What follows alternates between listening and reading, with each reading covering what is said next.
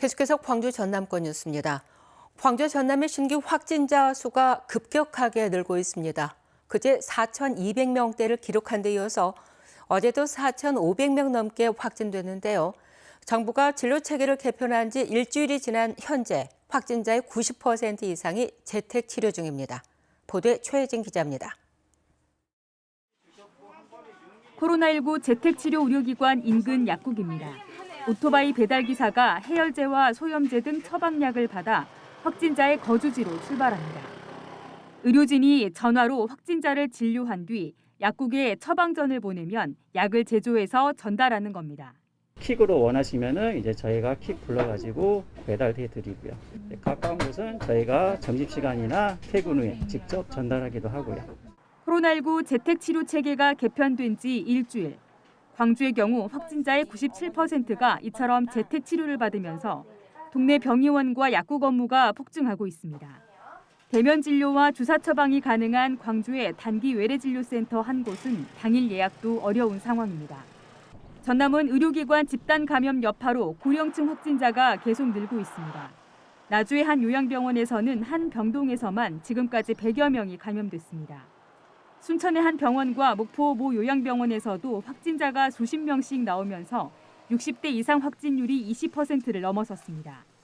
전남도는 지금 추세로는 하루 확진자 수가 5,000명 이상 증가할 수 있다고 예상하고 있습니다. 지금 정점이 아니고 앞으로 저희가 예측했지만은 이제 2,000명 가까이 나왔고 3,000명 또 많게는 5,000명까지 나올 수도 있겠다. 이런 가운데 전라남도는 아동병원이 없는 농어촌 지역의 만 18세 이하 확진자 재택치료를 위해 권역별 소아청소년과 병원 3곳을 전화 상담과 처방 의료기관으로 지정했습니다. KBS 뉴스 최진입니다. 어제 광주 전남에서 코로나19 신규 확진자가 4,505명이 나오면서 역대 최다치를 하루 만에 또 넘어섰습니다. 광주에서는 동구청에서 직원 23명이 확진되고 사회복지시설과 요양병원 등에서 잇따라 감염 사례가 나오는 등 신규 확진자 2,612명으로 역대 최다를 기록했습니다. 전남에서는 나주와 순천의 요양병원과 해남의 한 초등학교 축구부에서 확진자가 추가되는 등 22개 모든 시군에서 확진자가 나와 1,893명이 신규 확진됐습니다. 광주시가 중증 장애인과 임신부에게 코로나19 자가 검사 키트를 자체 보급하려던 계획이 무산됐습니다. 광주시는 정부가 업체들과 간담회에서 허가 없이 검사 키트를 반출하지 않도록 공급 통제를 강화함에 따라서 민간 물량 확보가 어렵게 됐다고 밝혔습니다. 이에 따라 당초 검사 키트 민간 물량 30만 개를 구매해서 이번 주 중증 장애인과 임신부에 배부하려던 계획에 차질이 생겼습니다. 광주시는 앞서 지난주 초에 12세 미만 어린이 대상 무상 배부를 발표했지만 정부 조달이 막혀 역시 무산됐습니다. 곡성의 한 야산에 채석장 사업이 추진되면서 인근 주민들이 반년째 반대 목소리를 내고 있습니다.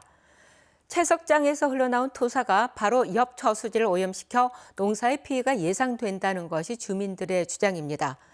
사업 추진이 적절한지 판단한 절차가 진행되는데요. 그 현장에 김정대 기자가 다녀왔습니다. 머리띠를 둘러맨 농민들이 인근 야산으로 향합니다. 지난해 남원의 한 개발업체가 이곳에 채석장 사업 허가를 신청했습니다.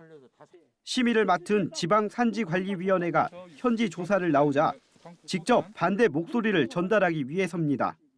그럼 어떤 업자는 황금알을 나겠지만은 우리는 농사를 천직으로 알고 대대손손 살아왔던 이곳에 이렇게 세개 마을 100여 세대가 모여 사는 농촌 마을. 주민들은 채석장 토사가 유일한 취수원인 저수지를 오염시켜 농사 피해로 이어질 거라 말합니다. 누가 책임질 거예요? 여기 있는 벼농사 전체 농가하고 사과도 이 물로 농사를 짓는데 사과 나면 다 죽어요. 사과와 벼농사에 쓰이는 농업용 저수지입니다. 채석장이 들어설 석산과의 거리는 겨우 수백 미터에 불과합니다. 하지만 주민들의 의견은 배제됐습니다. 개발업체가 전체 부지 중 일부만 허가 신청을 하면서 주민 수용성 평가가 빠진 소규모 환경 영향 평가가 이뤄졌기 때문입니다. 꼼수라는 주민 지적에 관계 당국은 절차상으로는 문제가 없다는 입장입니다. 일단은 평가법상에는 추경의 경우에는 침략 대상입니다.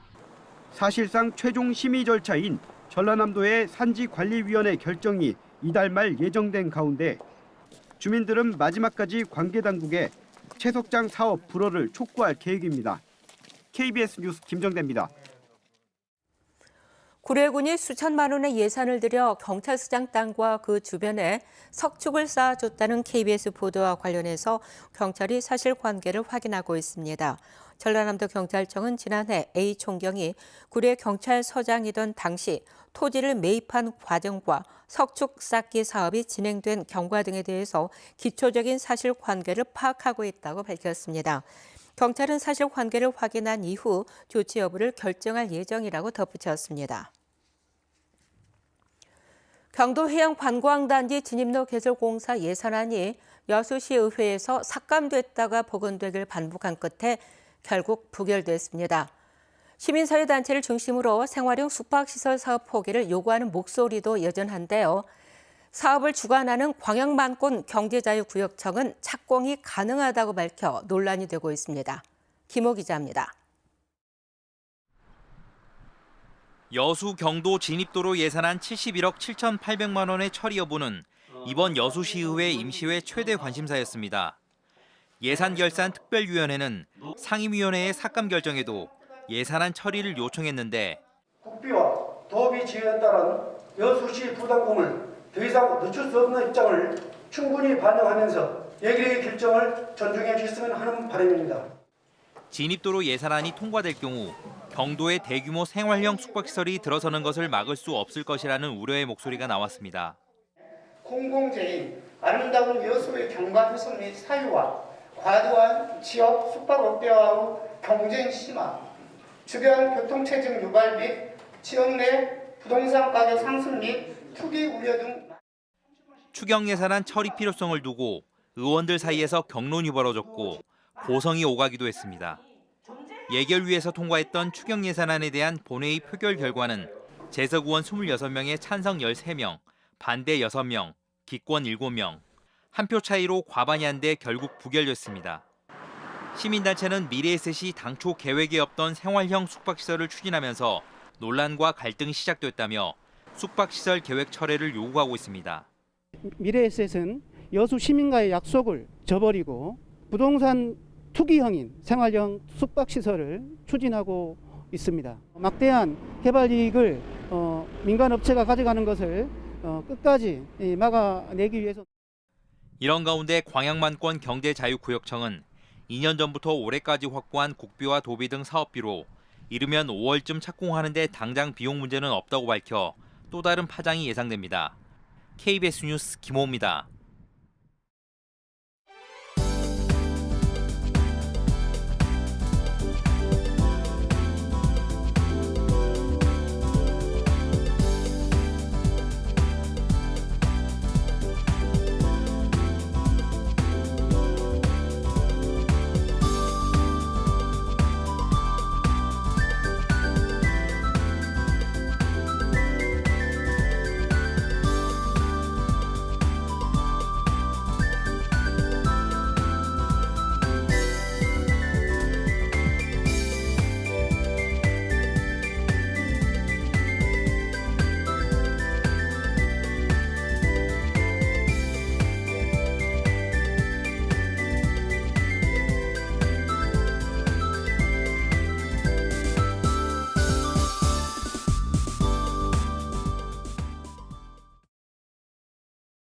오늘 아침 추위가 절정을 보이고 있습니다. 어제보다 기온이 큰 폭으로 떨어졌는데요. 광주의 아침 최저 기온이 영하 7.8도를 기록했고요. 일부 내륙 지역은 영하 10도를 밑돌았습니다.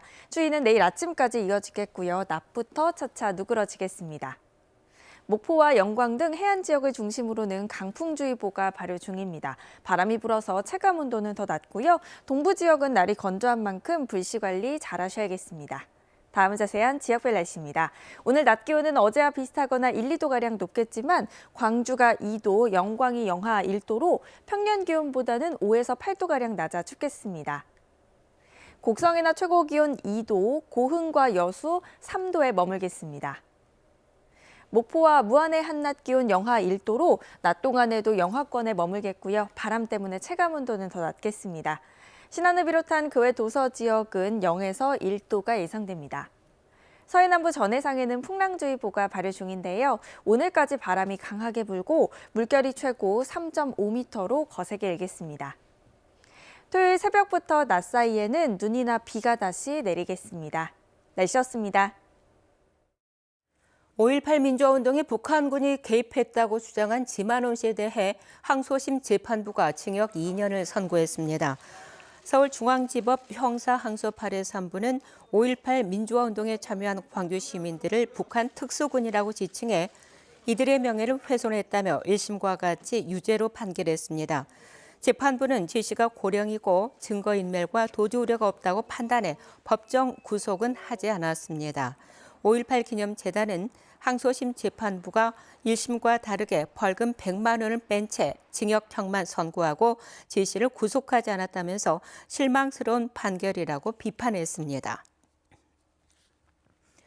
올해부터 광주 지역 초중 고등학교 신입생들에게 입학준비금이 지원됩니다. 입학준비금은 초등학생 10만 원, 중고등학생은 25만 원씩 지원되는데 교복이나 생활복, 도서와 원격 수업용 기기 등 사용 범위가 정해진 곳에 사용해야 됩니다. 광주 지역 입학준비금 지원 사업에는 전체 85억여 원이 들어가며 교육청이 55%, 광주시와 자치구가 각각 25%와 20%의 예산을 분담합니다. 광주시가 공영주차장 요금 인상을 연말까지 유보했습니다. 광주시는 현재 1시간 내에 1,400원인 공영주차장 요금을 조례를 개정해서 2,000원으로 인상했고 그동안 적용을 유보했는데 이를 다시 올해 말까지 유보한다고 밝혔습니다. 뉴스를 마칩니다. 감사합니다.